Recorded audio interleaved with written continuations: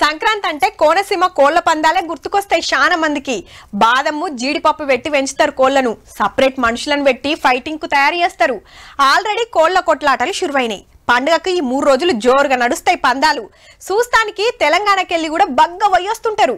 ఇక అటు తమిళనాడులా జల్లికట్టు పోటీలు పెట్టి ఎడ్లను ఆగబడుతుంటారు. మరి మన తన ఏం పోటీలు లేవా అనుకునేటోళ్ళ కోసమే గీ వార్త పట్టుకొచ్చినాం చూడుర్రి.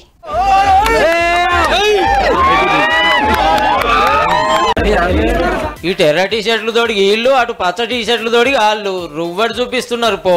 హౌ తెప్పల పోటీలే. సిరిసిల్ల జిల్లా రుద్రారం మిడ్ మానేర్ల తెలంగాణ తెప్పల పోటీలు పెట్టిండ్రు ముదిరాజన్నలు. ప్రభుత్వ విప్ ఆది శ్రీనివాస్ సార్ వచ్చి పోటీలు చాలు చేసిండు. ఆంధ్రాల పందెం కోళ్ళ ఫైటింగ్ పెడితే తెలంగాణలో తెప్పల పోటీలు అన్నట్టు.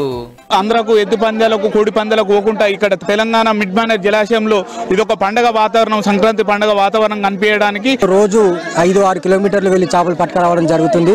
మా కష్టాలు ఎలా ఉంటాయో తెలియడానికి ఈ రోజు ఈ తెప్పల పోటీని నిర్వహించడం జరుగుతుంది. దినం కిలోమీటర్ల దూరం తెప్పల మీద పోయే చేపలు పట్టుకొస్తారా. ఒక్కపారి తెప్ప మీదికి పోయినాక తిప్పలు ఎట్లుంటాయో చెప్తానికి ఈ పోటీలు పెడుతున్నారట. చూస్తానికి సీతం పబ్లిక్ వచ్చిండ్రు. అయితే గీ అన్న నడిమిట్లకు పోగానే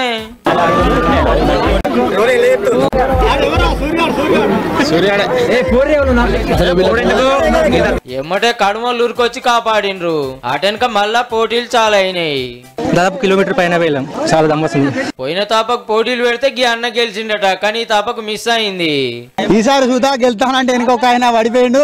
తర్వాత వాపస్ రమ్మన్నట్లా రావడం జరిగింది. ఆఖరికి గీ అన్న గెలిచిండు. First prize 3000, second prize 2000, third prize 1000 రూపాయలు షీల్డ్లు ఇచ్చిండ్రు.